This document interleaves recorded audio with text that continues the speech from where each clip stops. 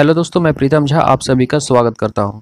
दोस्तों, एकलव्य स्कूल से 3400 वैकेंसीज आई हुई है, जिसमें कि PGT teacher, TGT teacher, principal और वाइस प्रिंसिपल की वैकेंसीज है। तो ये अलग अलग स्टेट से इसमें वैकेंसीज आई हुई है। टोटल यहाँ पे आप देख सकते हैं, टोटल 16 स्टेट है। तो आप इसमें किस स्टेट से बिलोंग करते हैं वहाँ से आप डाल सकते हैं, क्योंकि इसमें डोमिसाइल की आवश्यकता होगी।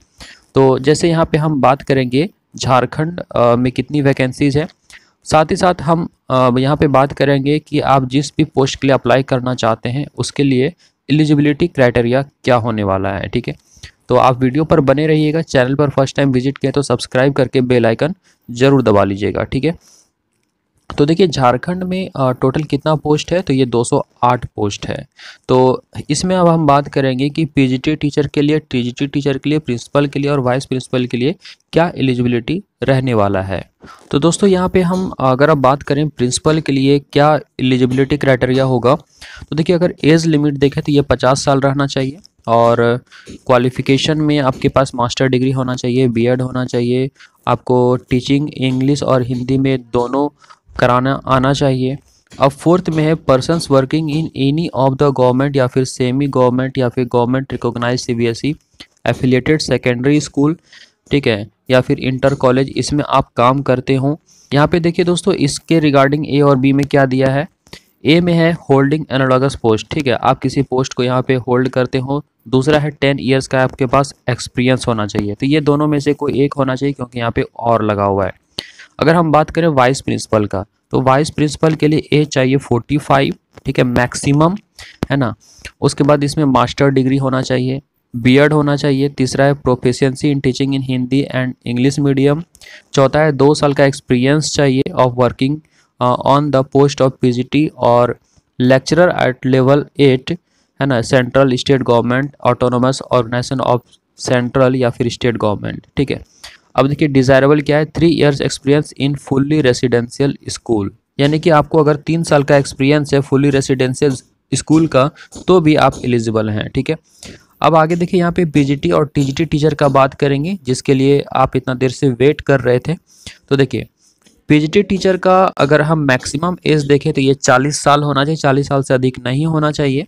ठीक है, और 2 ईयर्स का यहाँ पे integrated post graduate course from regional college of education of NCERT in the concern subject with at least 50% marks, या नहीं तो फिर मास्टर डिग्री चाहिए from a recognised university with at least 50% marks in aggregate in the following subject. तो देखिए master degree किस में चाहिए, तो पहला है पीजीटी इंग्लिश, दूसरा है पीजीटी इन हिंदी, इसमें से कोई एक चाहिए, है ना। PGT in mathematics, PGT physics, chemistry, bio, history, geography, commerce, ठीक है। उसी तरह से आगे है इकोनॉमिक्स, फिर है बीटेक वाले, है ना। उसके बाद है बीएड और इक्विवेलेंट, यानी कि बीएड आपका होना चाहिए। उसके बाद proficiency in teaching in Hindi and English, यानी कि जो भी पोस्ट आप डाल रहे हो आपको टीचिंग हिंदी और इंग्लिश दोनों में ही मीडियम में कराना आना चाहिए। तो ये था आपका पीजीटी टीचर के लिए। यानी पीजीटी टीचर के लिए क्या मोटा मोटी बात हुआ कि आपको जो भी मास्टर डिग्री है, ठीक है, वो आपका तो रहना ही चाहिए, हिस्ट्री चाहे केमिस्ट्री हो चाहे फिजिक्स हो जो भी है। साथ ही साथ आपको बीएड चाहिए, है ना, बीएड चाहिए और टीचिंग कराना आना चाहिए आपको हिंदी और इंग्लिश में। अब हम बात करते हैं टीजीटी टीचर का। ठीक है, तो टीजीटी टीचर के लिए मैक्सिमम एज पहले आप देख लीजिए 35 साल होना चाहिए। इसमें देखिए एज रिलैक्सेशन भी है, तो एज रिलैक्सेशन तो आपको मिलता ही अगर SC ST से आप बिलोंग करते हैं। यहाँ पे क्वालिफिकेशन अगर देखें तो 4 years integrated degree course of regional college of education of NCERT in the consent subject with at least 50% marks in aggregate, या नहीं तो आपके पास यहाँ पे देखिए और लगा हुआ है, तो बैचलर डिग्री होना चाहिए और 50% marks in the concern subject, यानी जिस चीज़ से आपका बैचलर डिग्री है उसमें 50% मार्क्स आपका रहना चाहिए, किसमें, तो एग्रीगेट में, है ना। ऐसा नहीं कि केवल ऑनर्स पेपर में। ठीक है,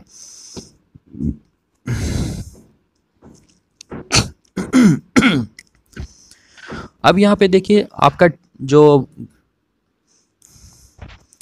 अब देखिए आपने जिससे ऑनर्स किया है उसी से,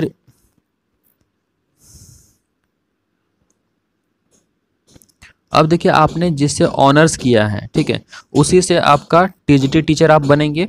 तो हिंदी है तो Hindi as subject in all 3 years, यानी तीनों साल आपका हिंदी रहना चाहिए। फिर इंग्लिश में वही चीज़ है।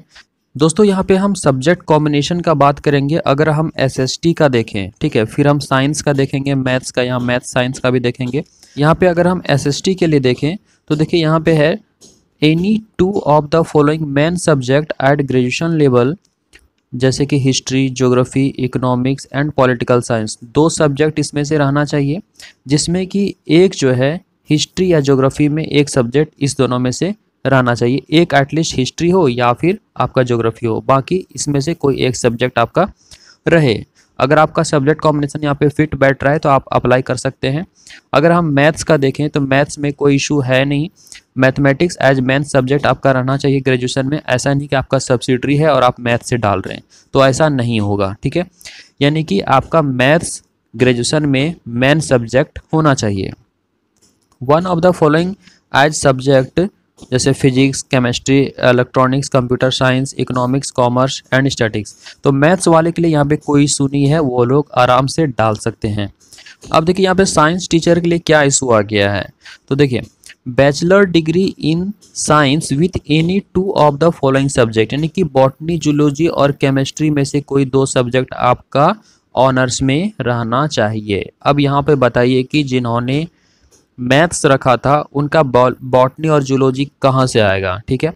तो केमिस्ट्री के साथ जिनका मैथ्स फिजिक्स रहा है वो नहीं डाल सकते हैं। फिजिक्स के साथ जिनका केमिस्ट्री मैथ्स रहा वो भी नहीं डाल सकते हैं। वहीं इसके साथ आपका बीएड होना चाहिए, पास इन सीटेट या फिर कोई भी स्टेट टेट है तो आप पास रहना चाहिए। जैसे कि झारखंड का बात करें तो झारखंड टेट आप पास हों, ठीक है। कौन सा, तो पेपर 2।